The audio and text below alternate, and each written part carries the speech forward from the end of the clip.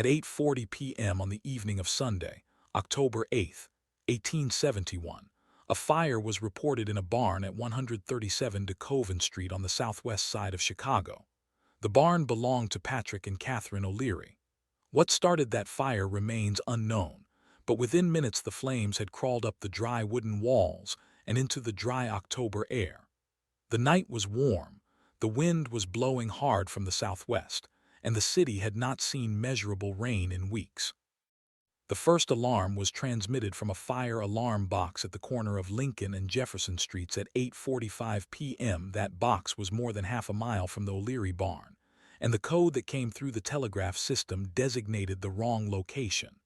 Firefighters from Engine Company 6 responded to the box, arriving at a point where no fire was visible. They searched the neighborhood. Valuable minutes were lost. While they searched, the fire at DeKoven Street grew. Witnesses later reported seeing flames climbing the barn and spreading to a neighboring stable. The O'Leary house caught fire soon after. At 8:50 p.m., a second alarm was struck, this time from a box closer to the actual blaze. By the time Engine Company 6 redirected, the fire had already moved beyond a single structure. The wind, estimated at 30 miles per hour out of the southwest, pushed the flames northeast toward the heart of the city. What happened next was a cascade of failures and impossible conditions. The fire department of Chicago in 1871 was modern for its time, with 185 firefighters, 17 steam fire engines, and a network of alarm boxes that covered the city. But on that Sunday night, the system broke. The initial misdirected response cost the firefighters a lead they never regained. By 9 p.m., the fire had consumed an entire block of wooden buildings on DeKoven Street. The streets were dry, the buildings were dry, and the wind was relentless. At 9:15 p.m., the fire jumped to the west side of the South Branch of the Chicago River. This was a critical moment. The river was supposed to be a natural fire break, but the flames crossed it by leaping from wooden bridges and from burning debris carried by the wind.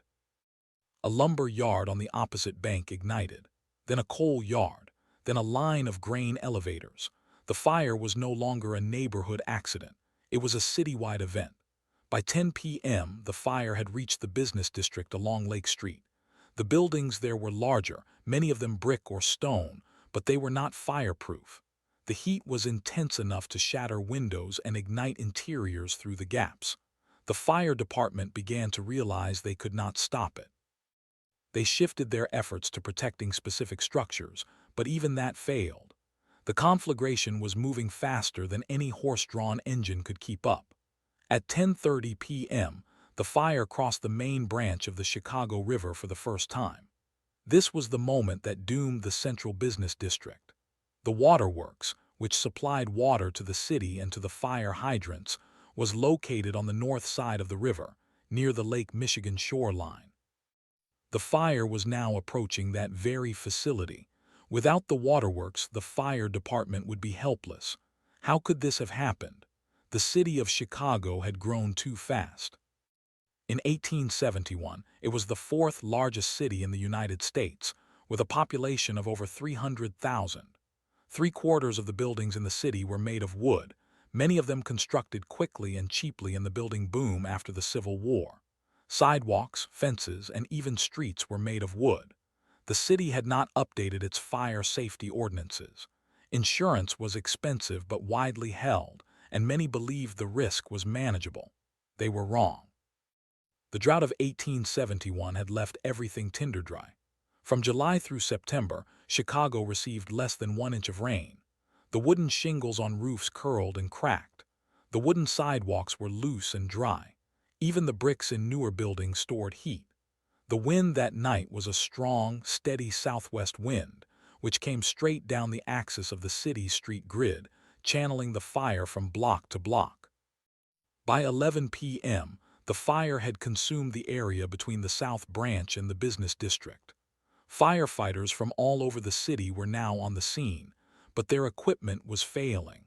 The steam fire engines had to be fed with coal and water, and both were running out. The water pressure in the mains dropped as the fire burned closer to the waterworks.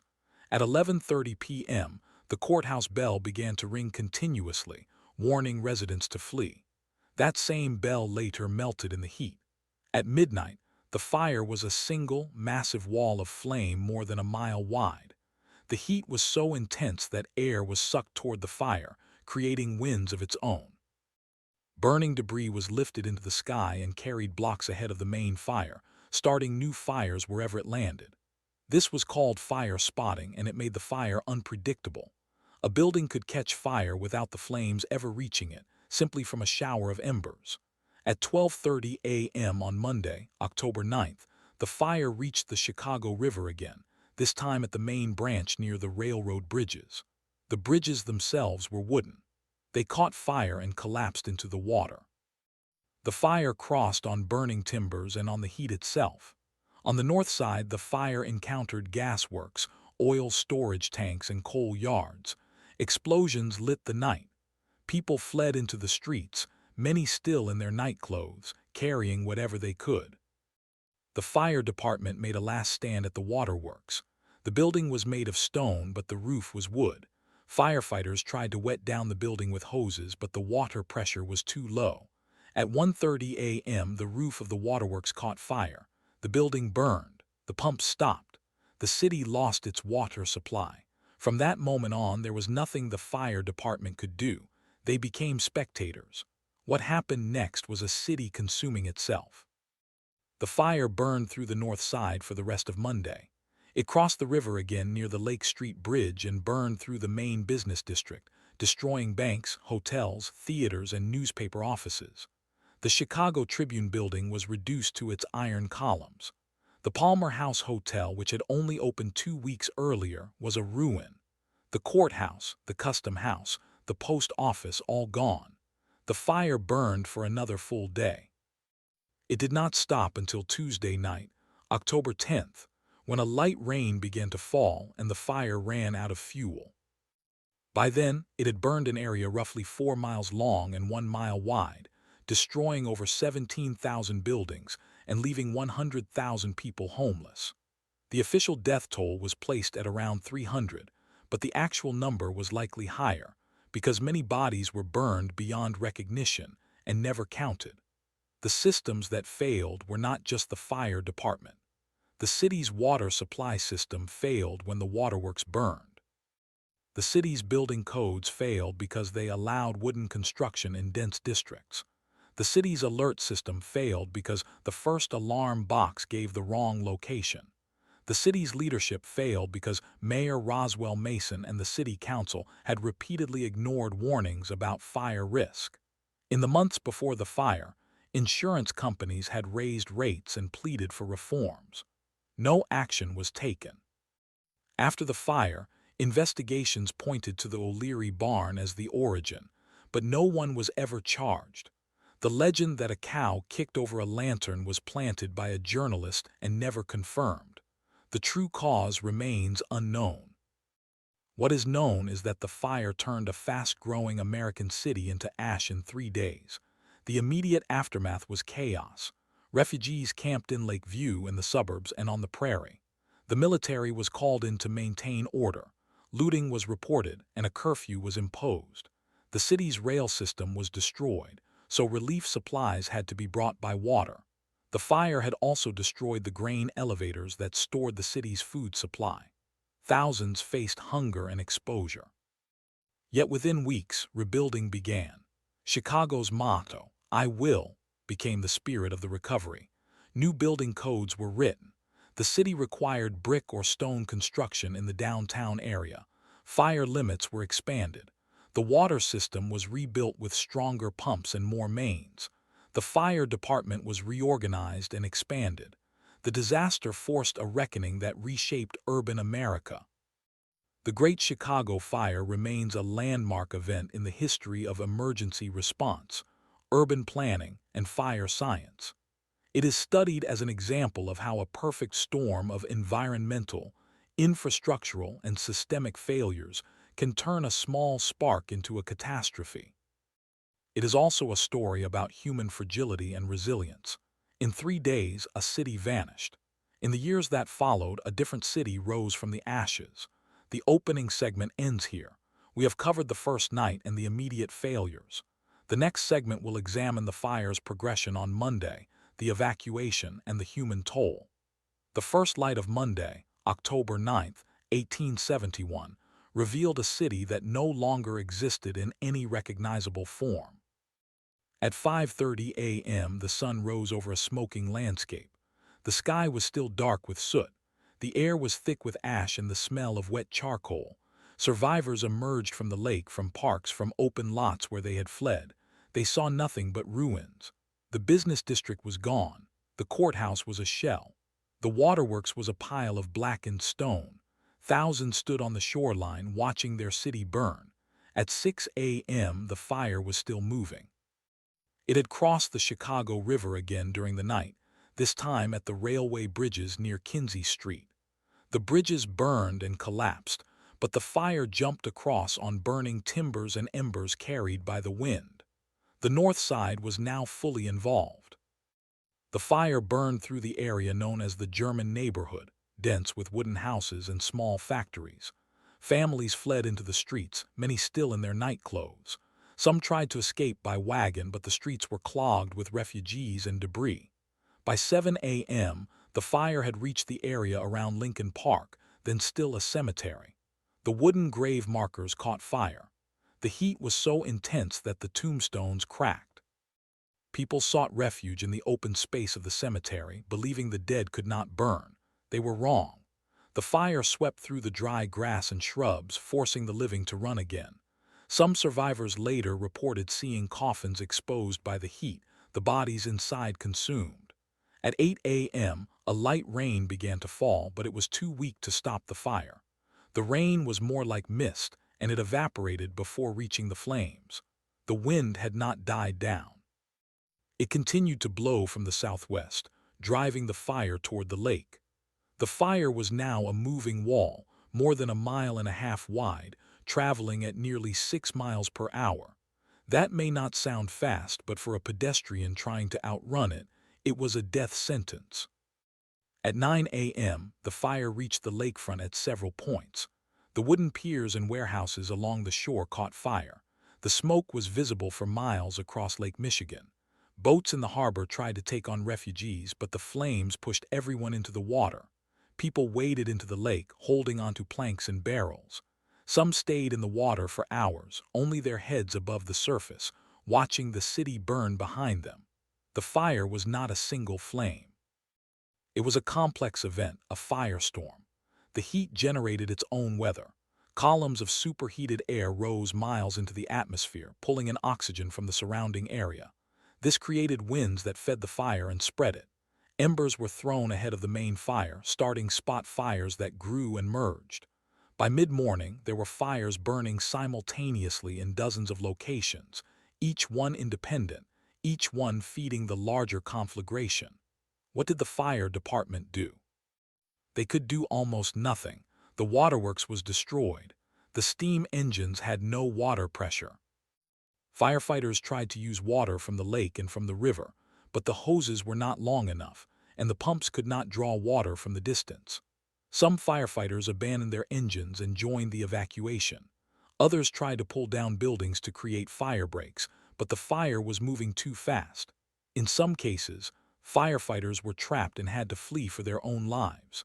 At 10 a.m., the fire reached the McCormick Reaper Works, a massive factory complex on the north side. The building was made of brick and iron, but the contents, lumber, machinery, oil, were fuel. The factory exploded into flames. The heat was so intense that the iron girders melted. The explosion was heard miles away. People thought it was an earthquake. The smoke plume rose thousands of feet, visible even in Milwaukee. By noon, the fire had burned through the entire north side up to Fullerton Avenue. The area east of Clark Street was a blackened wasteland. The fire then turned east, pushed by the wind toward the lake. It burned through the lakeshore mansions of the wealthy, including the home of Potter Palmer, the hotel magnate. His house was among the finest in the city, with marble floors and fine furniture. It burned to the ground. Nothing was saved. At 1 p.m., the fire reached the city limits. The town of Lakeview, a separate municipality north of Chicago, was now threatened. The fire did not respect boundaries. It crossed the city line and burned through the wooden houses of Lakeview. Residents there had not evacuated because they thought the fire would stop at the river. They were wrong. The fire consumed Lakeview as well, destroying hundreds of homes. The fire continued to burn through Monday afternoon. At 2 p.m., the wind shifted slightly, turning more westerly. This pushed the fire toward the lake even more directly. The fire was now a narrow but intense front, less than a mile wide, moving at nearly 8 miles per hour. It burned through the lumber yards along the lake, where huge piles of dried wood went up like kindling. The heat was so great that railroad tracks twisted and buckled. Trains were halted. Evacuation by rail was no longer possible. At 4 p.m., the fire reached the area known as the German Village, near the intersection of North Avenue and Clark Street. This was a densely populated working-class neighborhood. Many families were immigrants speaking German or Swedish, and they did not understand the English warnings. Some did not even hear the fire bells because the wind carried the sound away. The fire swept through the neighborhood in minutes. Whole families were lost. Survivors later described the sound of the fire as a roar like a freight train, except it never stopped. At 6 p.m., the sun set. The sky was already dark from smoke. The fire provided its own light, a hellish orange glow that illuminated the streets. Thousands of refugees were now on the lakefront, from the Chicago River north to what is now Belmont Harbor. They huddled together, wrapped in wet blankets, watching the flames consume their homes. Some had saved a few belongings, but most had nothing. Children were separated from parents. The elderly could not keep up. The death toll was already in the hundreds, but no one was counting. At 8 p.m., a new danger emerged. The fire had burned through several coal yards and gas storage tanks. The tanks exploded, sending fireballs into the air. Burning coal rolled down the streets, igniting whatever remained. The explosions were so violent that they shattered windows blocks away. People in the lake saw the fireballs and believed the city was being bombarded. There was no way to communicate what was happening. The telegraph lines were down. The newspapers were destroyed. Chicago was cut off from the outside world. At 10 p.m., the fire reached the limits of its fuel supply. The area north of Fullerton had less dense construction, more open lots, and fewer wooden buildings. The fire began to slow. The wind also began to ease, dropping from a strong gale to a moderate breeze. The fire was no longer being driven by the same force. It began to burn more slowly, feeding on whatever was left. It was still dangerous, but it was no longer a runaway event. At midnight on Tuesday, October 10th, the fire was still burning, but it was no longer advancing. It had become a smoldering, creeping fire, consuming isolated structures. Firefighters, now drawing water from the lake with bucket brigades, began to contain the remaining hot spots. The rain that had been intermittent all day became slightly heavier. It was not enough to drown the fire, but it was enough to dampen the embers and reduce the spread. By 4 a.m. on Tuesday, the fire was mostly under control. The last major flames were extinguished by dawn. The fire had burned for approximately 30 hours from Sunday evening to Tuesday morning, but the perimeter continued to smolder for days afterward. The fire was officially declared out on Tuesday night, October 10th, at around 11 p.m., when a steady rain finally fell. The damage was surveyed on Wednesday morning. The burned area covered 2,124 acres, an area roughly 4 miles long and 1 mile wide. Over 17,000 buildings were destroyed. The loss of property was estimated at $200 million, a staggering sum for 1871, equivalent to billions today. 100,000 people were homeless. The official death toll was given as 300, but the actual number was certainly higher. Many bodies were never recovered because they were cremated in the intense heat. The Chicago Tribune later suggested the true toll might be as high as 500 or more. How could this have happened?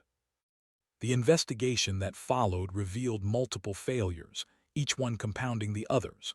The first failure was in the alarm system. The fire alarm box at the courthouse had been used incorrectly. The operator had pulled the wrong lever, sending firefighters to the wrong location. By the time the error was discovered, the fire had grown beyond control. This single mistake cost the city nearly half an hour of response time. The second failure was in the water supply. The city's water system was based on a pumping station at the Chicago Avenue Waterworks. The pumps drew water from Lake Michigan and sent it through wooden pipes to hydrants across the city, but the system was not designed for a fire of this magnitude. The water pressure was only adequate for small fires. When the waterworks burned, the entire system collapsed. The fire department was left with no pressurized water. They had to rely on the lake and the river, which were not easily accessed. The third failure was in building construction. Chicago had no strict fire codes. Most buildings were made of wood, often with wooden shingles and wooden sidewalks. Even the so-called fireproof buildings were not truly fireproof. The iron columns in many buildings warped and buckled under the heat, causing the buildings to collapse. The brick walls were often unlined, allowing fire to spread through the interior. The city had known about the risk for years but had done nothing. The fourth failure was in urban planning. Chicago's streets were narrow and congested. There were few fire breaks, no open spaces large enough to stop a fire of this size. The city had grown so quickly that zoning was almost non-existent. Residential neighborhoods were mixed with factories, lumber yards, and coal depots. When the fire reached those areas, the fuel sources were concentrated. The fire became a cascade of explosions and new fires. The fifth failure was in leadership. Mayor Roswell Mason had been warned repeatedly about the fire danger. In the summer of 1871, the Chicago Board of Fire Underwriters had issued a report stating that the city was a tinderbox. They recommended improvements to the water system, stricter building codes, and a larger fire department. The city council debated the report but took no action. Cost of reform was deemed too high. The cost of inaction was far higher. Human error also played a role. The exact cause of the fire was never determined, but the O'Leary family, who owned the barn where the fire started, were blamed immediately. The legend of the cow kicking over a lantern was fabricated by a reporter named Michael Ahern, who later admitted he made it up to sell newspapers. The O'Learys were innocent, but the damage was done. They were driven from their home, harassed and ostracized. The true cause of the fire may forever remain unknown. The aftermath was a study in resilience and reform. Within days of the fire, relief efforts began. The federal government sent supplies. Other cities sent money and aid. The city of Chicago set up a relief committee which distributed food, clothing, and shelter to the homeless. Temporary housing was built. The streets were cleared of debris, and almost immediately, rebuilding began. The first new buildings went up in the business district within a week. They were temporary wooden structures, but they signaled that Chicago would not die. The city's motto, "I will," became a rallying cry. The chief of the fire department, Robert A. Williams, oversaw a complete reorganization of the department. New steam engines were purchased. More hydrants were installed. The water system was rebuilt with iron pipes and larger pumps. Building codes were rewritten. The city established a fire limit zone, within which all buildings had to be constructed of brick or stone. Wooden shingles were banned. Sidewalks were required to be made of stone or brick. The new codes became a model for other American cities. The fire had taught a terrible lesson, but it was a lesson that saved countless lives in the decades to come. The Great Chicago Fire also changed the way Americans thought about disaster. Before the fire, urban fires were common, but they were usually contained to a few blocks. The Chicago Fire showed that a fire could destroy an entire city. This realization led to the creation of professional fire departments, fire insurance pools, and national building standards. It also led to the establishment of the National Board of Fire Underwriters, which pushed for reform across the country. The fire remains a landmark event in emergency management. It is studied in modern disaster science as an example of how multiple failures can combine to create a catastrophe.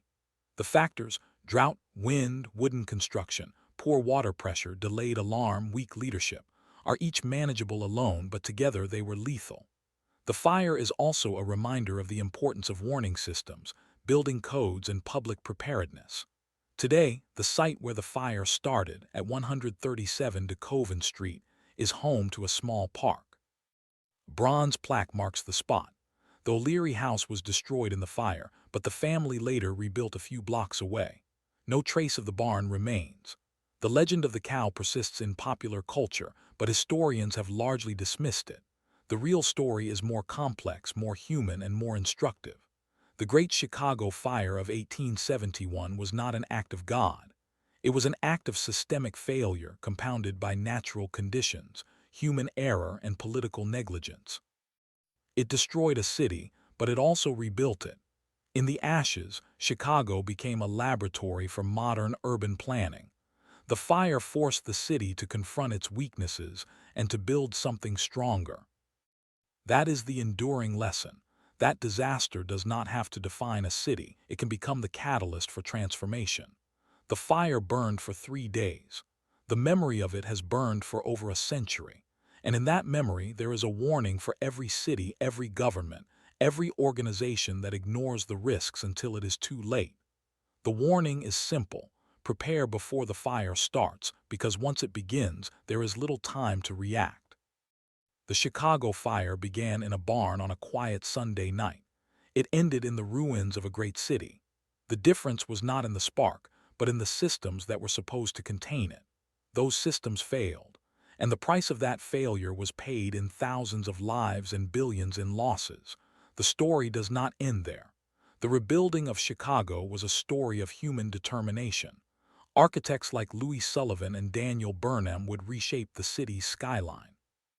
The World's Columbian Exposition of 1893, held just 22 years after the fire, showcased a new Chicago, a city of steel, glass, and stone, built on the ruins of the old. The fire had cleared the ground, literally and metaphorically, for a new era. But the cost of that new era was measured in the lives lost, the families displaced, and the trust shattered. The fire was a wound that never fully healed. Even today, the Great Chicago Fire is remembered as a defining moment in the city's history. It is a reminder that progress is not guaranteed, that safety is not automatic, and that vigilance is the price of survival. The final death toll remains uncertain. The number of homeless is recorded, but the number of broken lives cannot be counted. The fire was a tragedy, but it was also a turning point. It forced a nation to look at its cities and ask, are we safe? The answer in 1871 was no, but the answer today is different because of the lessons learned in those 3 days in October. The wind still blows through Chicago, but the fire is gone. The wooden sidewalks are gone. The wooden buildings are gone. The city is made of stone and steel. The water system is robust. The fire department is one of the best in the world. And yet the memory of the fire remains. It is taught in schools. It is commemorated in museums. It is studied by engineers and planners. It is a scar on the city's history, but it is also a source of strength. The Great Chicago Fire of 1871 was not the end. It was a beginning. And the story of that beginning is still unfolding in every building code, every fire drill, every water main, every alarm system that keeps a city safe today. The fire taught us that we are vulnerable. It also taught us that we can recover. And that is the most important lesson of all.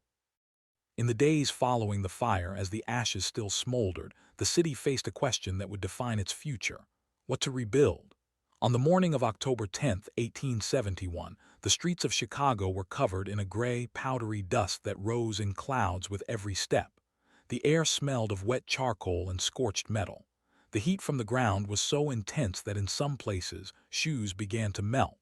Survivors wandered through the ruins, searching for anything recognizable: a piece of furniture, a photograph, a loved one. The official response began almost immediately, but it was chaotic and improvised. The Relief Committee set up its headquarters in the First Congregational Church on the west side, one of the few buildings still standing. By noon on October 10th, they had already distributed 2,000 loaves of bread and 500 gallons of coffee, but the scale of the need was overwhelming.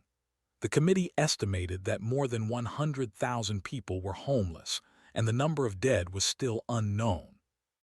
Bodies were being pulled from the rubble, but many more lay beneath collapsed walls and sunken floors. The first priority was water. The city's waterworks had been destroyed, and the river was contaminated with ash, debris, and chemicals from the burned factories. The relief committee sent teams to the lake to haul water in barrels, but the effort was slow. Meanwhile, the military was called in to maintain order. General Philip Sheridan arrived with troops from Fort Sheridan and established a command post. Martial law was declared in the burned district.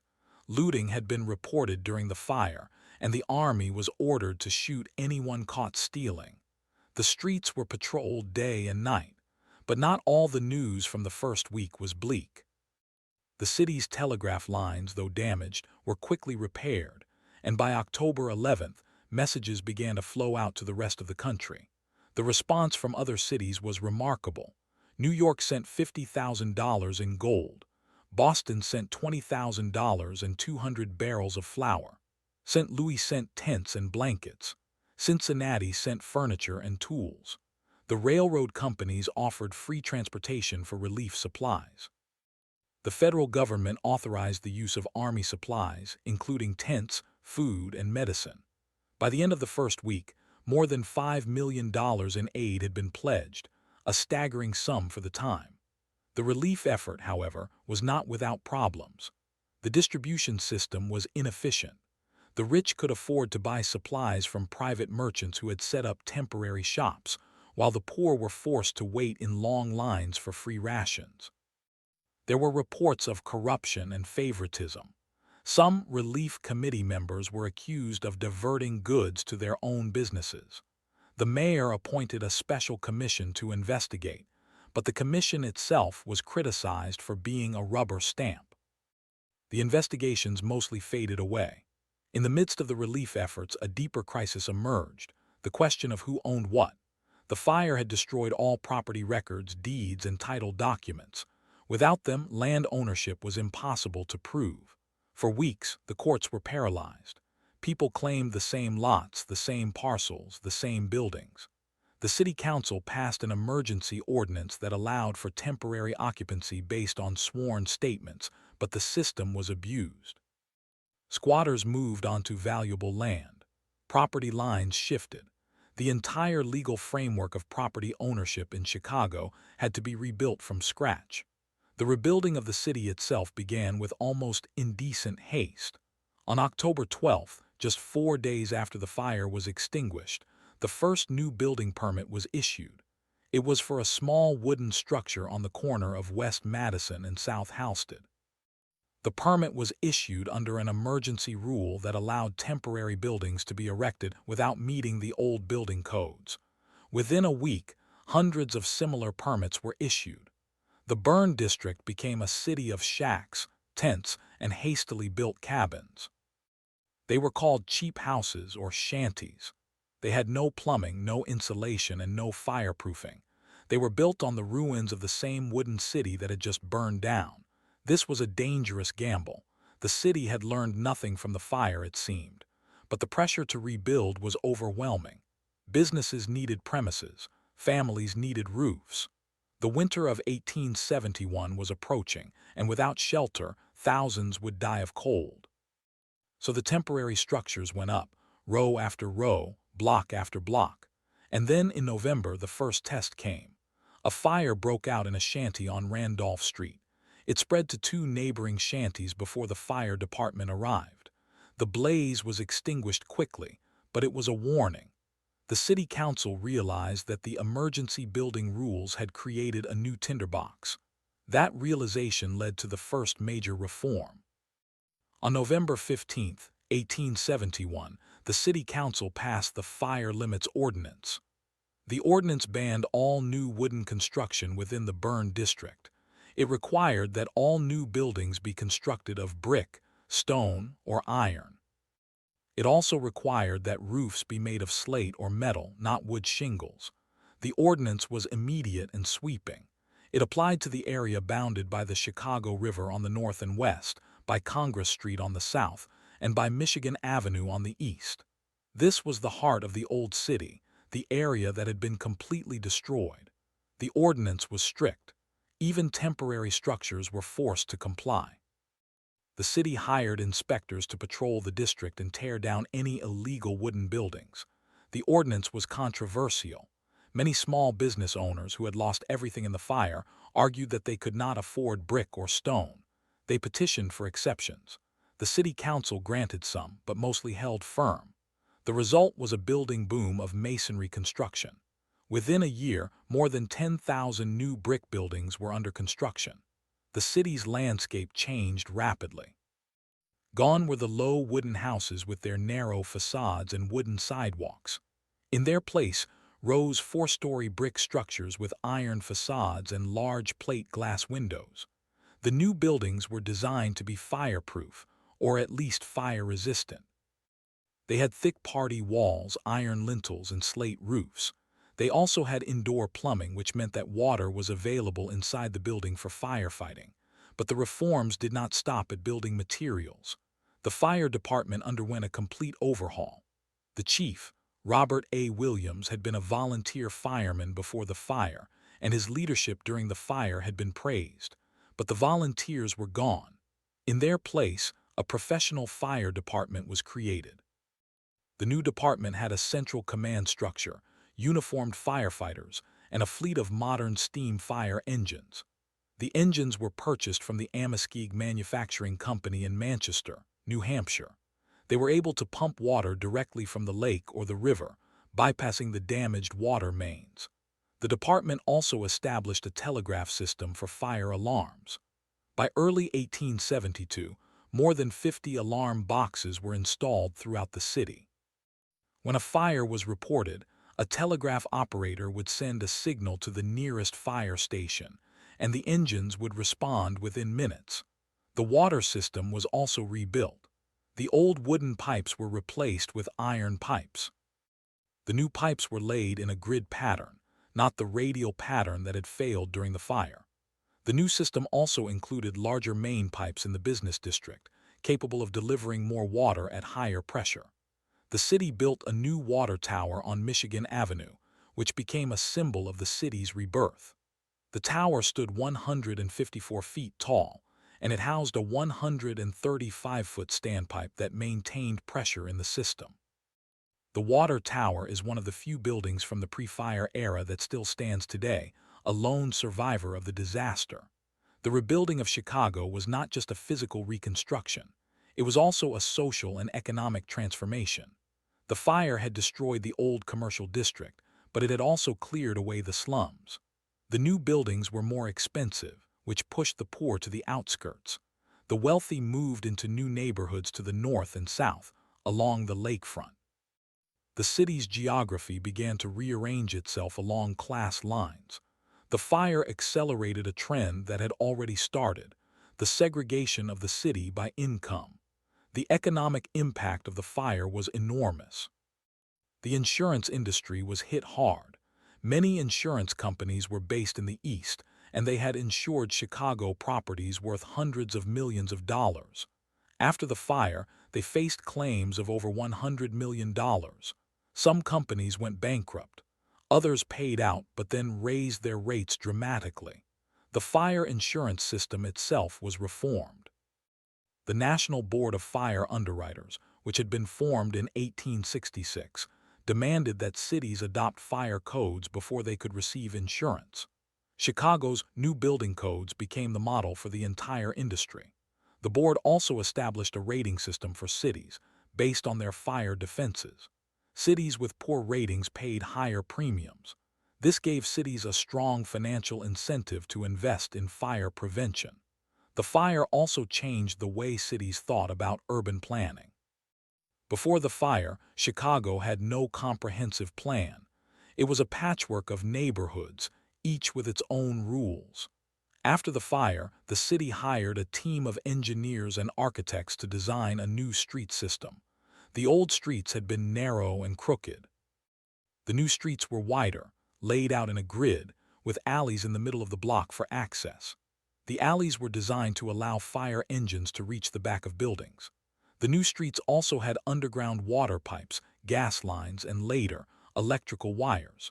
The city adopted a zoning code that separated residential areas from industrial areas. Factories were moved to the outskirts, away from homes and schools. But perhaps the most important change was in public awareness. The Great Chicago Fire became a lesson for the entire nation.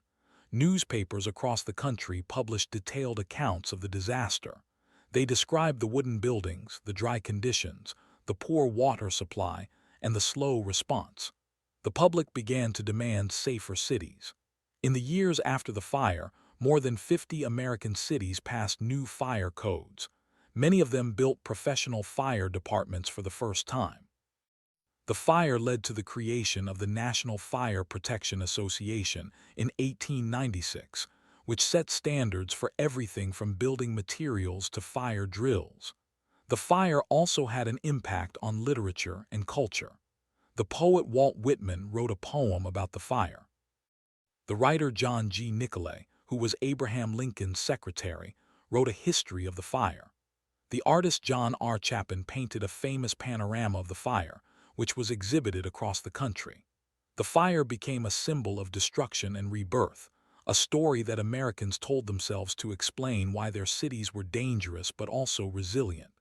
And yet, for all the reforms, the human cost of the fire remained immeasurable. The exact number of dead was never determined. The official count was 250, but historians now believe the true number was much higher, perhaps as many as 3,000. The lower count was kept because the city wanted to downplay the disaster. Bodies were buried in mass graves without records. Families who lost everyone in the fire had no way to document their loss. The homeless were counted, but the psychological trauma was not measured. Survivors spoke of the fire for the rest of their lives. They described the sound of the fire, a roaring that never stopped, a sound that haunted their sleep. Among the survivors was a young girl named Clara Barton, who would later found the American Red Cross. She was in Chicago the night the fire broke out. She helped in the relief effort, distributing supplies and organizing food lines. The fire left a deep impression on her. She wrote later that the sight of Chicago in ruin made her realize that no city was safe from disaster. That realization would drive her work for the rest of her life. She would go on to lead relief efforts after the Johnstown flood of 1889 and the Galveston hurricane of 1900, always remembering the lessons of Chicago. Another survivor was the architect Daniel Burnham. He was 25 years old when the fire destroyed his office and his home. He had just started his practice. He lost everything. Burnham used the fire as a turning point. He decided that the new Chicago would be a city of beauty and order. He became one of the leading architects of the late 19th century, designing the Flatiron Building in New York and the Union Station in Washington. But his greatest work was in Chicago. He designed the Wrigley Building, the Tribune Tower, and the Field Museum. He also helped plan the World's Columbian Exposition of 1893, which celebrated the city's rebirth. The fire also changed the lives of those who were blamed for it. The O'Leary family never recovered from the false accusation. Catherine O'Leary, the woman whose cow was said to have kicked over a lantern, became a recluse. She refused to speak to reporters. She lived the rest of her life in obscurity, shunned by her neighbors. Her husband, Patrick O'Leary, died in 1894, still bitter about the accusations. Their son, James O'Leary, became a wealthy businessman, but he was haunted by the family name. He changed his last name and moved to another state. The true cause of the fire, as historians later concluded, was likely a spark from a chimney or a discarded cigar, but the legend persisted for decades. The fire also had a profound effect on the city's African-American community. Before the fire, Chicago had a small but growing black population, centered in the area around State and Congress streets. The fire destroyed their neighborhood. Many were forced to relocate to the South Side, where a new black community began to form. The fire accelerated the growth of what would later become the Black Belt, the neighborhood that would produce jazz musicians, civil rights leaders, and some of the city's most vibrant culture. The fire reshaped the city's politics as well. Mayor Roswell Mason was blamed for the disaster. He did not run for re-election. The new mayor, Joseph Medill, was a newspaper publisher who had been a vocal critic of the old administration. Medill pushed through the building codes and the fire department reforms. He also cleaned up the city's finances, but his administration was not immune to scandal. There were allegations that he used the fire to enrich his friends.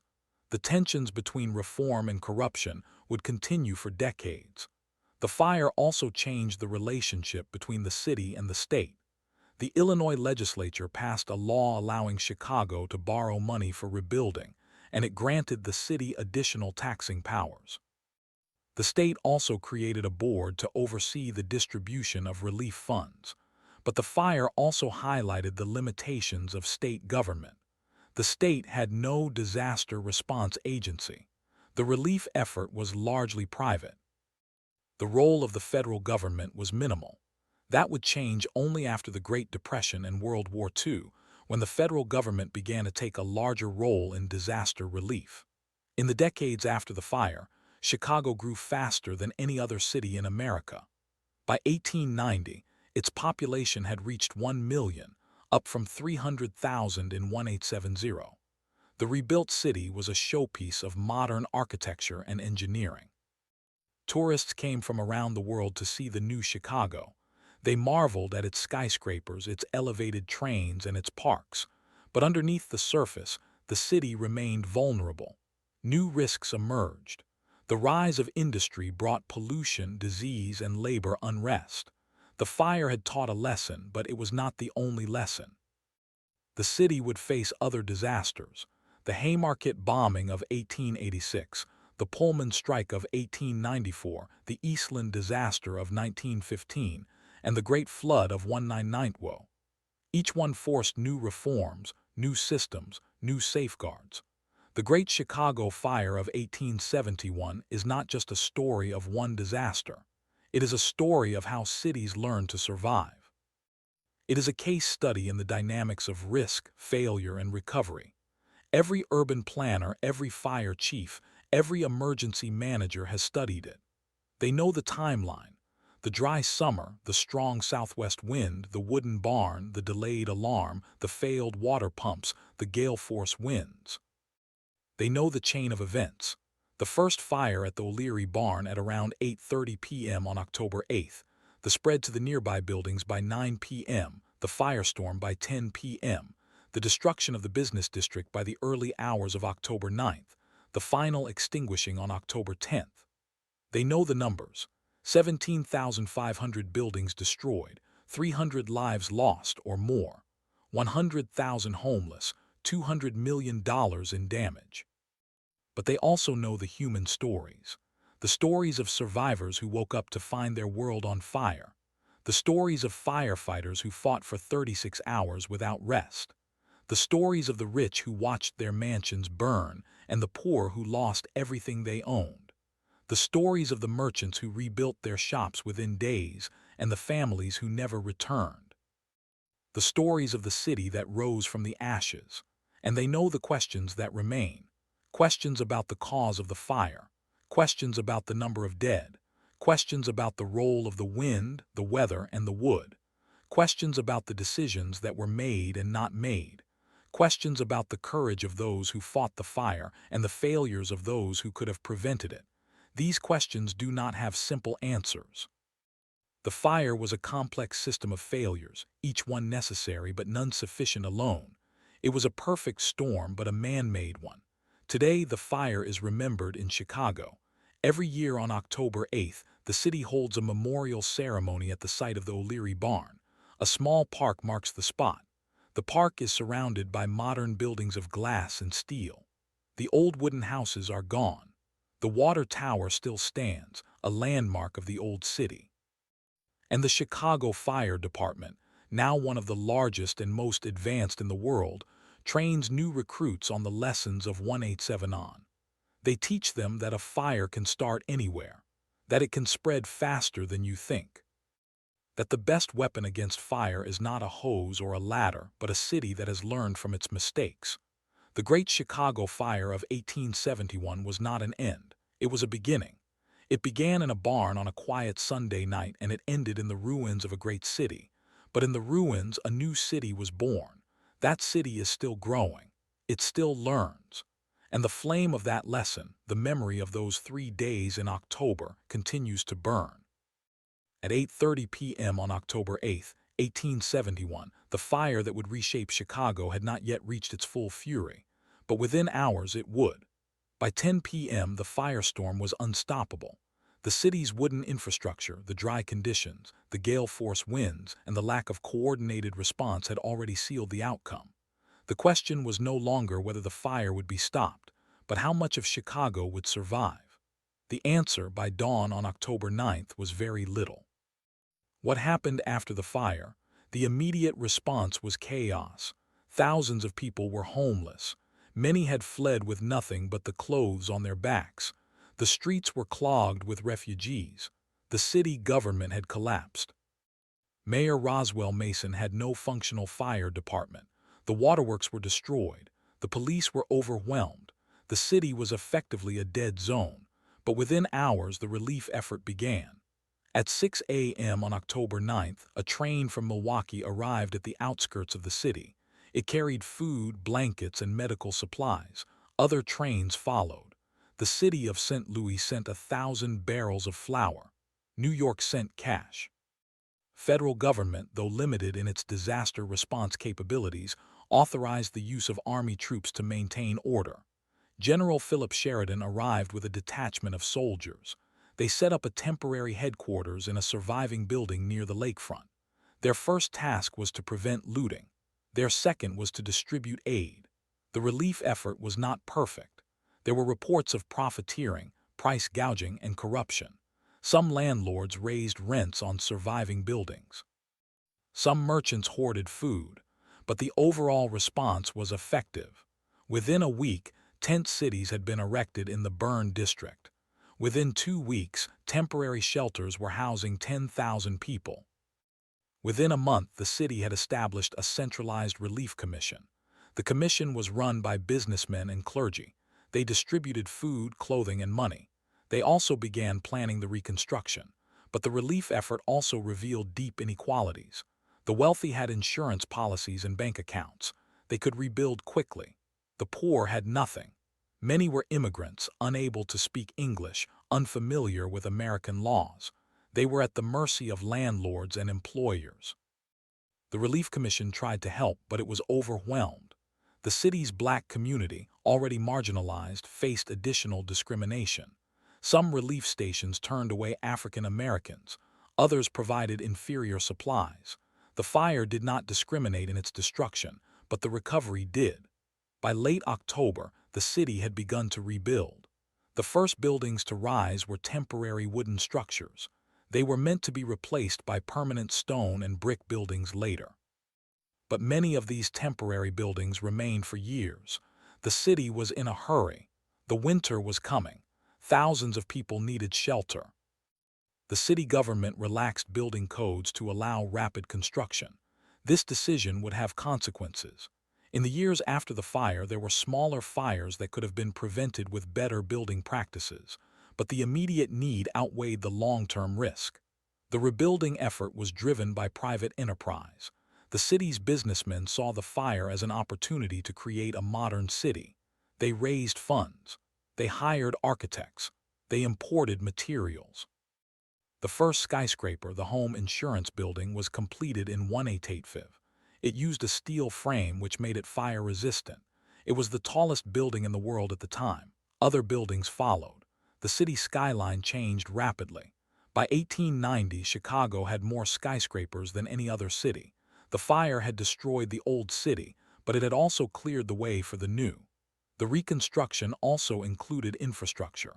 The city rebuilt its water system. New pumping stations were constructed. New water mains were laid. The fire department was reorganized. A new alarm system was installed. The city also built a new sewer system.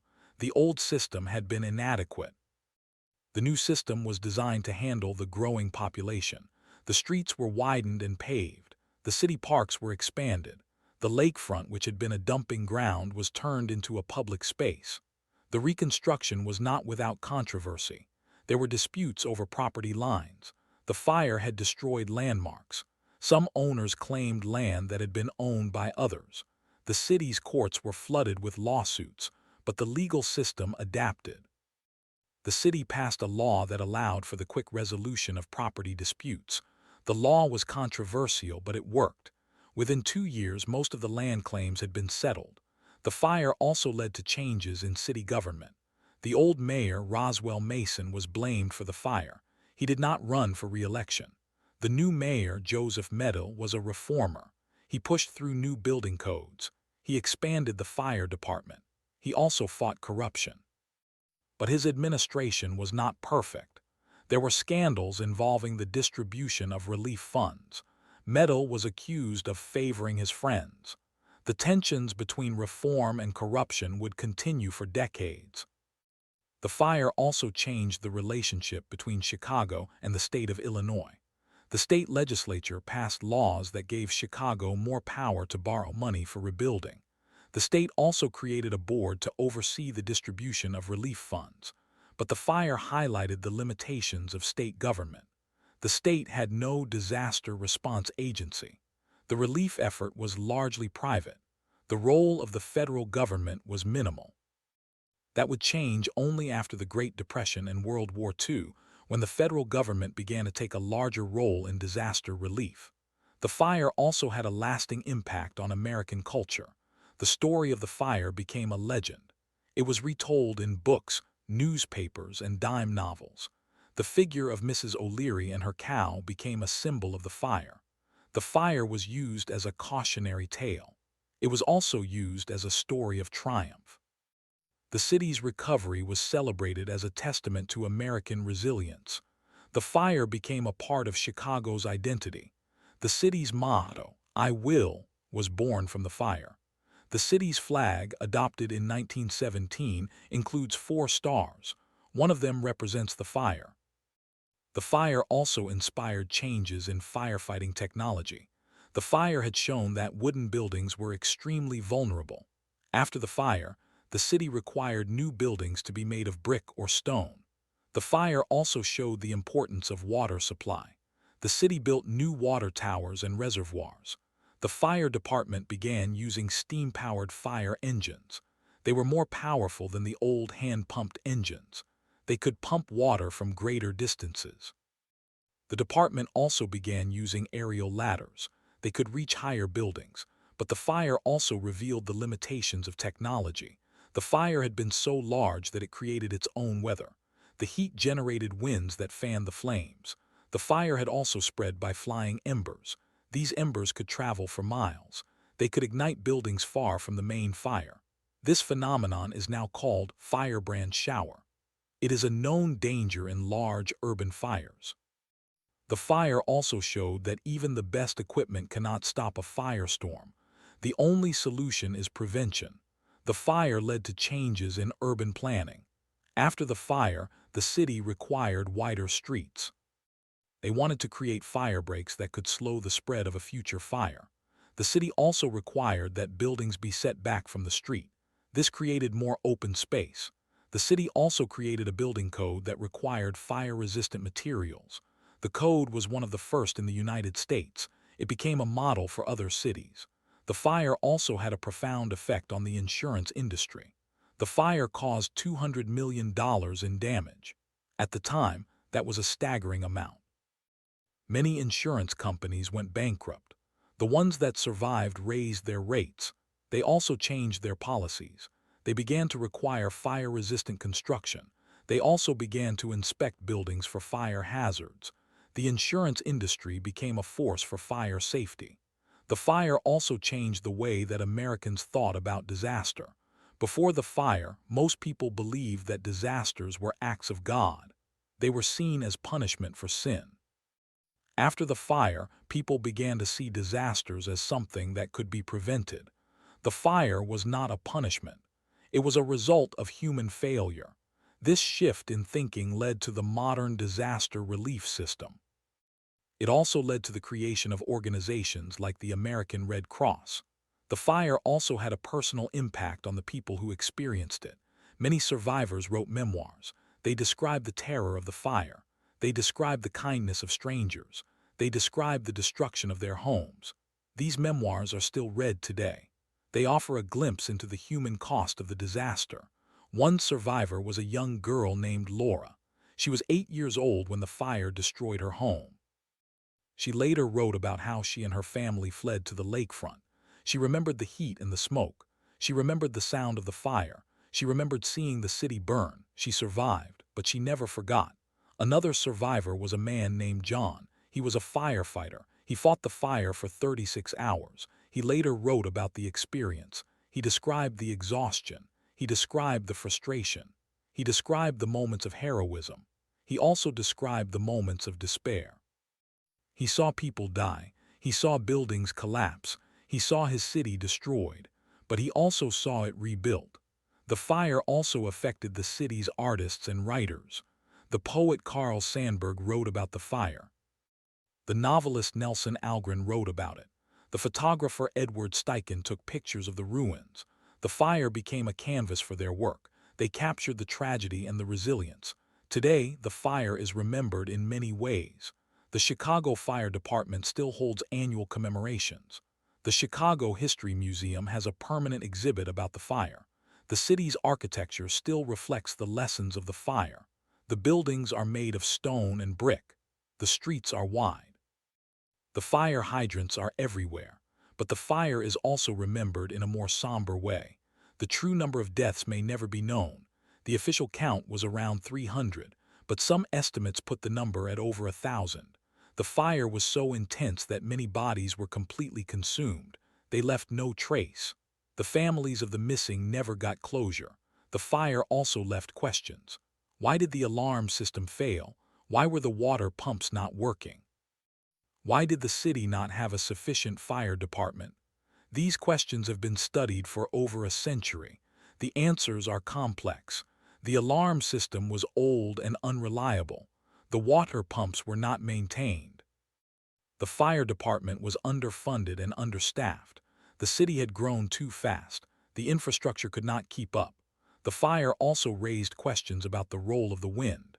The wind that night was unusually strong. It came from the southwest. It pushed the fire directly into the heart of the city. But why was the wind so strong? Meteorologists have studied the weather conditions of October 8, 1871. They found that a low-pressure system was moving across the Great Lakes. It created a pressure gradient that caused strong winds. The winds were sustained at over 30 miles per hour. They gusted to 50. The fire fed on those winds, but the wind alone cannot explain the disaster. The fire also needed fuel. The city was made of wood. Buildings were packed close together. The streets were narrow. The sidewalks were wooden. The roofs were wooden. The entire city was a tinderbox. The dry weather had made it even more flammable. The summer of 1871 had been one of the driest on record. The city had not seen significant rain in months. The soil was dry. The vegetation was dry. The wooden buildings were dry. And then there was the human factor. City had ignored the warnings. Firefighters had warned about the dry conditions. The city had not invested in new equipment. The city had not enforced building codes. The city had not created fire breaks. The city had not educated the public. The fire was not a natural disaster. It was a man-made disaster. The fire also led to changes in other cities. New York, Boston, and Philadelphia all studied the Chicago fire. They passed new fire safety laws. They improved their fire departments. They required fire-resistant construction. The Chicago fire became a case study in urban disaster. It was taught in engineering schools. It was studied by city planners. It was cited in court cases. The fire also had a global impact. Cities in Europe and Asia learned from Chicago's mistakes. London passed new building codes after the fire. Paris redesigned its fire alarm system. Tokyo built wider streets. The fire was a global event, but the fire also had a dark side. The fire was used as an excuse for scapegoating. The O'Leary family was blamed. They were immigrants. They were Irish. They were Catholic. They were the perfect target. The accusation stuck. For decades, the story of the cow and the lantern was accepted as fact. The real cause of the fire, a spark from a chimney or a discarded cigar, was forgotten. The O'Leary family suffered. They lived in shame. They never escaped the accusation. The fire also revealed the deep inequality in American society. The wealthy escaped. They had horses and carriages. They had bank accounts. They had insurance. They had influence. The poor had nothing. They were left to fend for themselves. Many died. Many were injured. Many were displaced. The fire was a leveler, but only in destruction. In recovery, the old divisions returned. The fire also had a lasting impact on the environment. The fire burned over 3 square miles. It destroyed forests and fields. The smoke was visible for miles. The ash fell like snow. The fire changed the landscape. It took years for the vegetation to return. The fire also affected the local climate. The loss of trees changed the wind patterns. The ground was exposed to erosion. The city had to replant trees and restore the soil. The fire also changed the way that Chicagoans thought about themselves. Before the fire, Chicago was a new city. It was growing fast. It was full of ambition. After the fire, Chicago was a city of survivors. It was a city that had been tested. It had been broken. It had been rebuilt. That spirit became part of the city's identity. The fire also changed the way that historians think about urban disasters. The fire is often compared to other great fires. The Great Fire of London in 1666, the San Francisco earthquake and fire of 1906, the Great Fire of Peshtigo in 1871, which happened on the same night as the Chicago fire. These comparisons reveal common patterns. The fires were all caused by a combination of dry weather, strong winds, and wooden buildings. They were all made worse by poor infrastructure and inadequate response. They all led to rebuilding and reform, but the Chicago fire is unique in one way. It was the first major urban fire in the age of mass media. Newspapers covered the fire extensively. Photographers captured the ruins. The story spread quickly. The fire became a national event. It also became a symbol. For Americans, the fire represented both tragedy and triumph. It was a test of the American spirit, and Chicago passed the test. Today, the fire is still studied. It is still remembered. It is still a part of the city's soul. Every year on October 8th, the city holds a memorial. The names of the victims are read. The bells of the city's churches ring. The fire department holds a ceremony. The city pauses to remember, but the fire is also a reminder. It reminds us that cities are fragile. They are built by people. They can be destroyed by people. The lessons of the fire are still relevant. We still build with wood. We still ignore warnings. We still cut corners. We still fail to invest in infrastructure. The fire shows us what happens when we do. The fire also reminds us that recovery is possible. Chicago rebuilt. It grew. It became a great city. The fire did not destroy it. It transformed it. That transformation is a testament to human resilience. It is a story that still inspires. So we return to that Sunday night in October. The wind is blowing. The barn is burning. The city is about to change forever. We know what happened. We know the timeline. We know the numbers, but we still do not fully understand the fire. It was a moment in time. It was a convergence of forces. It was a tragedy. It was a lesson, and it continues to burn in the memory of a city that never forgot. On the morning of October 10th, 1871, as the last embers still smoldered and smoke drifted over the ruins, the city of Chicago began to count its dead. The official count would eventually reach around 300, but the true number remains unknown. Bodies were found in collapsed buildings, in the streets, in the lake. Many were never identified. Some were never found. The fire had been so intense that it reduced human remains to ash. Families searched through the debris for days, weeks, months. Some never found their loved ones. The city had no central morgue. Bodies were laid out in makeshift shelters. The stench of death hung over the charred landscape. What happened in the days after the fire? The immediate response was chaos. The city's government was decimated. City Hall had burned. The mayor's office was gone. The police and fire departments were in disarray. Many of the city's leaders had lost their homes. Yet within hours, a new structure began to emerge. Mayor Roswell B. Mason, who had been in office for only a few months, declared martial law. State militia was called in. General Philip Sheridan took command. The army arrived with troops, supplies, and order. They patrolled the streets, prevented looting, and distributed food and water. The city was under military control for several weeks. But the military was not the only source of order. Ordinary citizens organized. Neighbors helped neighbors. Churches, synagogues, and schools became shelters. The city's newspapers, though their offices had burned, printed bulletins on borrowed presses. They listed the names of the missing. They published accounts of the fire. They called for donations. The nation responded. Trains arrived from New York, Philadelphia, Boston, and St. Louis carrying food, clothing, medicine, and money. The American Red Cross had not yet been founded. That would happen 10 years later, but relief efforts were coordinated by local committees and national charities. The federal government also stepped in. Congress appropriated funds. The Army distributed tents and blankets. The Treasury Department released emergency funds.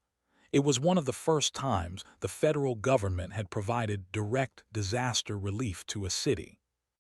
The precedent set the stage for future responses to earthquakes, floods, and fires. The rebuilding began almost immediately. Within days, temporary structures were erected. People slept in tents, in shacks, in the shells of burned-out buildings. The city's economy had to be restarted. Banks had burned. Currency had been destroyed. Many businesses had lost everything. But the city's entrepreneurs, many of whom had lost everything, simply started over. They set up shop in tents. They sold goods from carts. They rebuilt their factories and warehouses. The scale of the rebuilding was unprecedented. Over the next 2 years, Chicago would rebuild over half of its downtown area. The new buildings were not made of wood. The city had learned the hard way. New building codes required fire-resistant materials: brick, stone, iron, and later steel. The city also required that buildings be constructed with fire breaks, wider streets, and better access for fire engines. The new codes were some of the most stringent in the world, but the rebuilding was not just about buildings. It was about society. The fire had exposed deep inequalities. The wealthy had escaped. The poor had not. The relief efforts, while generous, were not distributed equally. Many of the city's poor were left to fend for themselves. The city's social services, such as they were, could not cope. The result was a wave of homelessness and disease. Typhoid and cholera outbreaks followed the fire. The city's water supply had been contaminated. Thousands of people died in the months after the fire from diseases that could have been prevented with proper sanitation. The fire also sparked a wave of real estate speculation. Land that had been worthless after the fire suddenly became valuable again. Developers bought up large swaths of the burned district. They built new office buildings, hotels, and department stores. The city's skyline began to rise. The first skyscrapers, made possible by steel frames and elevators, appeared in Chicago within a decade. The city became a laboratory for architectural innovation. Architects like Louis Sullivan, Daniel Burnham, and William LeBaron Jenney would make Chicago the birthplace of the modern skyscraper. But the rebuilding also had a human cost. Many of the displaced were never able to return. The fire had destroyed entire neighborhoods: the Irish shantytowns, the German enclaves, the African-American settlements. The city's poor were pushed to the outskirts, where new slums emerged. The fire had not created a blank slate. It had reinforced existing patterns of segregation and inequality. Investigators eventually turned to the question of accountability. Why had the fire been so devastating? The city's financial records were examined. The fire department's budget had been slashed year after year. The water supply had been neglected. The alarm system had been outdated. The city's leaders were blamed for mismanagement. Mayor Mason, though he had acted decisively after the fire, was criticized for his role in the years before. He had been the city's engineer before becoming mayor, and he had been responsible for the city's water supply and fire hydrants. He had failed to ensure they worked. The investigation also looked at the role of the fire insurance industry. Insurance companies had lost millions. They had to pay out policies, but many of the companies went bankrupt. The fire exposed the weaknesses of the insurance system. Policies were often fraudulent, underfunded, or based on inflated property values. The industry reformed in the years after the fire, with new regulations and standards. But the most persistent question was about the cause of the fire. The O'Leary family was never officially exonerated. In 1893, a city council investigation concluded that the fire had likely started in the O'Leary barn, but the exact cause was unknown. The cow theory was officially debunked, but the legend lived on. The O'Leary family suffered for generations. Catherine O'Leary died in 1895, still shunned by many. Her son, James, became a successful businessman but was haunted by the accusation. The family's name became synonymous with disaster. In the 20th century, historians re-examined the evidence. Some proposed alternative theories: a meteorite shower, a spark from a chimney, an arsonist. None of these theories have been conclusively proven. The official cause of the fire remains unknown. The lesson is that sometimes disasters are the result of a chain of small failures, not a single cause. The fire could have been started by a spark, a lantern, or a cigar. It was the conditions, dry, windy, wooden, underfunded, that turned a small fire into an inferno. The fire also changed the way cities think about disaster planning. Chicago's experience led to the creation of modern fire codes, building inspections, and urban planning. The city's firefighters learned from the fire. They developed new tactics for containing large fires. They invested in new equipment: steam-powered fire engines, taller ladders, better hoses. The fire department became one of the best in the world. But the fire also had a cultural impact. It inspired literature, art, and music. In 1872, a year after the fire, the poet John Greenleaf Whittier wrote The Great Fire, a poem about the disaster. In 1897, the writer Hamlin Garland published a novel, The Great Fire, based on his experiences as a young man in Chicago. The fire was depicted in paintings, photographs, and later in films. The most famous film about the fire is In Old Chicago, 1938, which fictionalized the story of the O'Leary family. The fire also became a symbol of American resilience. The phrase "Chicago spirit" was born from the fire. The city's motto, "I will," dates back to the rebuilding. The fire was seen as a test of the American character. Chicago passed that test. The story was repeated in school textbooks, in speeches, and in popular culture. The fire became a myth, the story of a city that rose from the ashes, but the myth also obscured the truth.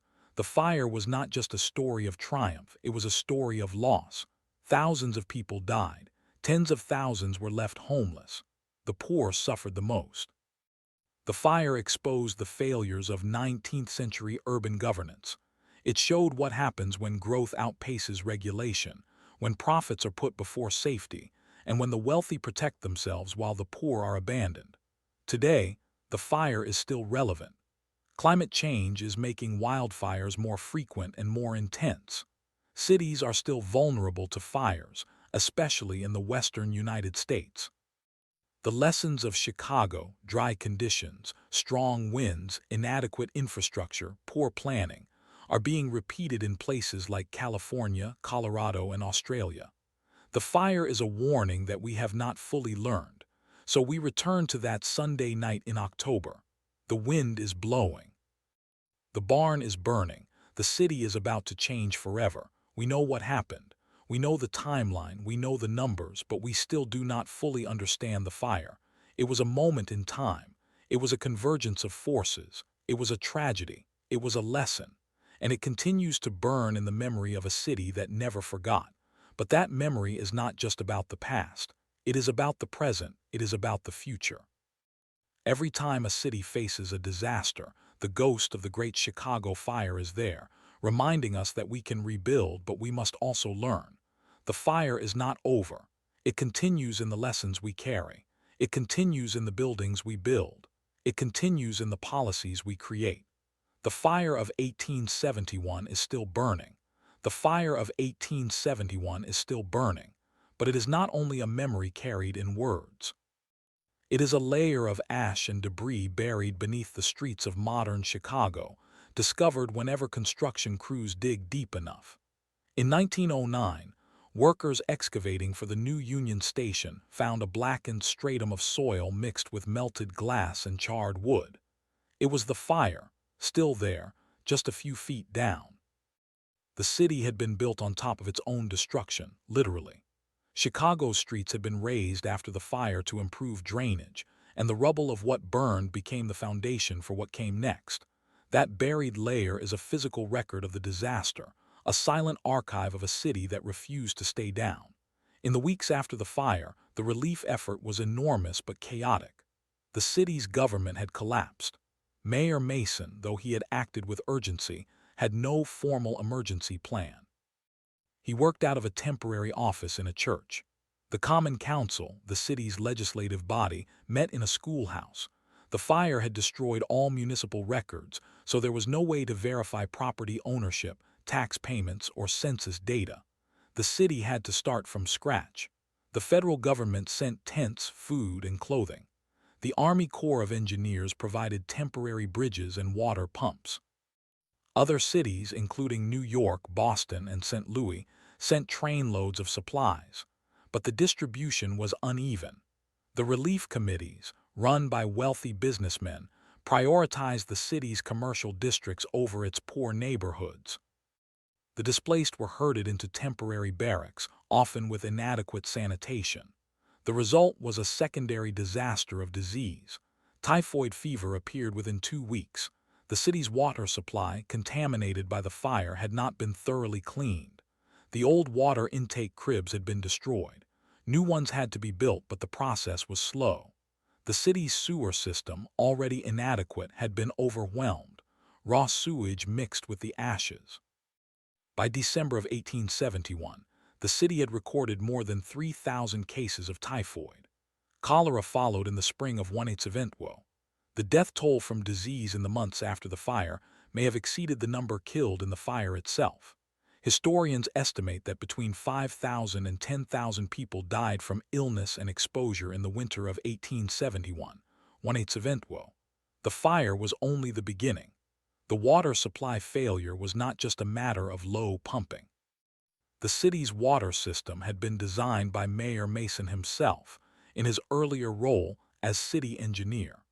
He had overseen the construction of a water intake tunnel that extended 2 miles into Lake Michigan. But the tunnel was poorly built. It leaked. It had to be repaired frequently. The pumping station, a massive limestone building on the lakefront, housed steam engines that could theoretically push water to the highest buildings in the city. But the system had been neglected. The engines were old and inefficient. They could not maintain pressure when demand was high. On the night of October 8th, the pumping station was operating at half capacity.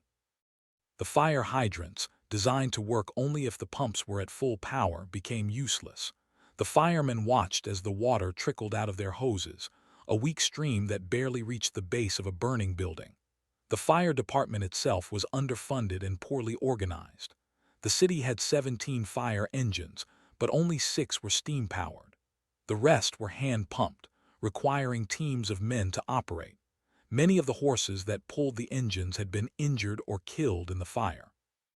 The alarm system, a network of telegraph boxes, had failed because the wires had melted. The firemen had to rely on word of mouth.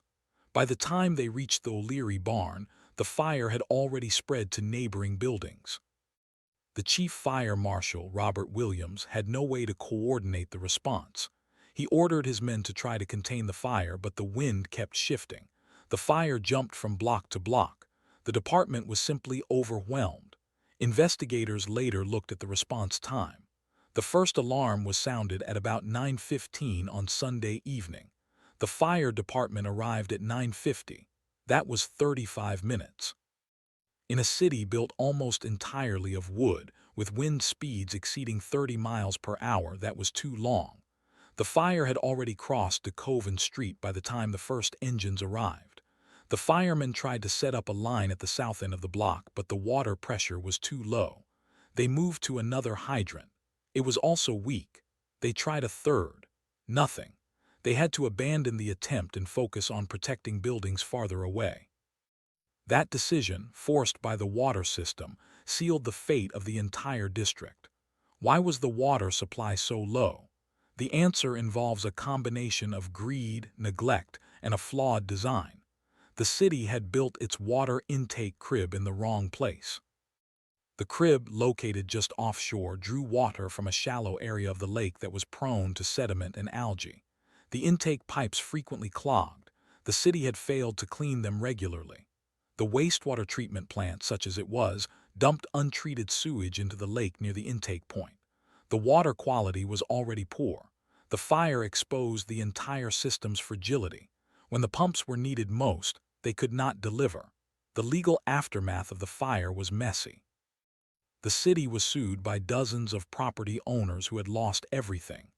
They argued that the city's negligence, the failure to maintain the water system, the lack of adequate firefighting equipment, the outdated building codes, had made the disaster worse. The city fought back, arguing that the fire was an act of God, beyond the control of any city government. The courts largely sided with the city. The legal doctrine of sovereign immunity, which protected governments from liability in emergencies, was invoked. The city paid some compensation out of its own limited funds, but most victims received nothing. The lawsuits dragged on for years, but they never resulted in a full accounting of responsibility. The O'Leary family, though never officially blamed, faced constant legal harassment. The city council's investigation in 1893, which dismissed the cow story, did not exonerate them. It left the cause unknown. The family tried to clear their name. James O'Leary, Catherine's son, hired lawyers to sue newspapers that repeated the cow story. He won some judgments, but the damage was done. The O'Leary name became a punchline. In the One Night with Zeros, a popular song called "The Cow That Kicked the Lantern" played on the radio. Catherine O'Leary, who died in 1895, never lived to see any vindication. Her grave in a small Catholic cemetery on the south side is unmarked. Long-term urban planning in Chicago was fundamentally reshaped by the fire. The most famous result is the Burnham Plan of 1909, which called for a system of parks, wide boulevards, and a lakefront reserved for public use. But that plan was not born in a vacuum. It was a direct response to the chaos of the fire. The city had been rebuilt haphazardly. Developers had bought up land and built as much as possible, ignoring any sense of order. The fire had cleared the slate, but the rebuilding had been driven by profit, not by design. Daniel Burnham, a leading architect, saw that the city needed a coherent vision. His plan, though only partially implemented, established the framework for Chicago's modern layout. The grid of wide streets, the green spaces, the orderly arrangement of buildings. The fire made that plan possible because it had wiped away the old, tangled street pattern. The fire also accelerated the development of fire safety technology. The Chicago fire marked a turning point in building codes. Before 1871, most cities had little regulation. After Chicago, cities across the United States adopted strict fire-resistant construction standards. The National Board of Fire Underwriters, formed in 1866, used the Chicago fire as a case study to push for stronger codes. They published a model building code in 1872, which became the basis for many local laws. The sprinkler system, first patented in 1872, was invented partly in response to the fire. The automatic fire alarm, using heat sensors, was developed soon after. Chicago also led the way in fireproofing. The city's new skyscrapers used steel frames encased in concrete and terracotta. They were designed to withstand fire. The lessons of 1871 were built into the bones of the new city. Personal stories of survivors help ground the disaster in human terms. One of the most documented is that of a 14-year-old girl named Julia Newberry. She lived with her family in a brick house on Michigan Avenue. When the fire reached their block, they fled to the lakefront. Julia kept a diary. She wrote later, "We stood on the shore and watched the city burn. The whole sky was orange. I thought the world was ending." Her family survived. They rebuilt. Julia eventually became a writer. Her diary was published after her death. Another survivor, a young lawyer named Clarence Darrow, later famous for the Scopes trial, was 17 at the time. He watched the fire from a train station trying to escape. He never forgot the sight. He said it taught him that civilization is only a thin veneer over chaos. The fire also had an impact far beyond Chicago. It changed how cities thought about disaster insurance. The insurance companies that survived the fire were forced to develop actuarial tables based on risk. They began to demand that cities meet certain standards before writing policies. This led to the creation of municipal fire rating systems, which assigned grades to cities based on their fire departments, water supply, and building codes. Chicago itself was rated poorly for years after the fire. That rating affected the cost of insurance for businesses. It forced the city to invest in better infrastructure. Comparison with other urban fires is inevitable. The Great Fire of London in 1666 had destroyed much of the medieval city, but it had also led to the creation of modern building codes in England, including the requirement for brick and stone construction. The San Francisco earthquake and fire of 1906, which followed a different pattern, showed that even a modern city with steel and concrete could be vulnerable if its water system failed. The Tokyo firebombing of 1923, after the Great Kanto earthquake, killed more than 100,000 people, many in flames. Each disaster taught similar lessons, but cities kept forgetting. Chicago's fire is a reminder that the lessons are not permanent. They must be relearned with each generation. The fire also raised questions about the role of media in disasters. Newspapers of the time, especially the Chicago Tribune, published sensational accounts that spread the cow story worldwide. The Tribune's editor, Joseph Medill, was a fire survivor himself. He used the paper to blame the O'Learys and to push for political reform. Medill later became mayor of Chicago in 1871 after the fire and led the rebuilding effort. His paper never apologized for the false story. The media's role in shaping public memory of the fire is a cautionary tale about how quickly a rumor can become a fact. So, what does the Great Chicago Fire mean today? It is not simply a historical footnote. It is a case study in urban vulnerability. When a city grows too fast, when it neglects its infrastructure, when it allows wealth to concentrate and the poor to be forgotten, a disaster is waiting. The fire did not cause inequality. It revealed it. The rebuilding did not fix inequality. It reinforced it. The city rebuilt faster than any other in history, but it did not rebuild for everyone. The same can be said for many modern cities facing wildfire, hurricane, or flood. The pattern is the same. The wealthy escape, the poor suffer, and the rebuilding is uneven. The story of the Great Chicago Fire is not just about 187 on. It is about every city that has ever burned, flooded, or shaken. It is about the choices we make before the fire starts. The fire of 1871 is still burning. It burns in the codes that require fireproof materials. It burns in the pumps that sit ready at hydrants. It burns in the memory of a family name that never recovered from a lie. And it burns in the knowledge that no matter how well we build, we are never entirely safe. The wind can still come. The water can still fail. The spark can still find its fuel. The only real defense is to remember to plan and to build not just for profit, but for the people who will stand on the shore, watching the sky turn orange. That is the legacy of the Great Chicago Fire. That is what it means still today.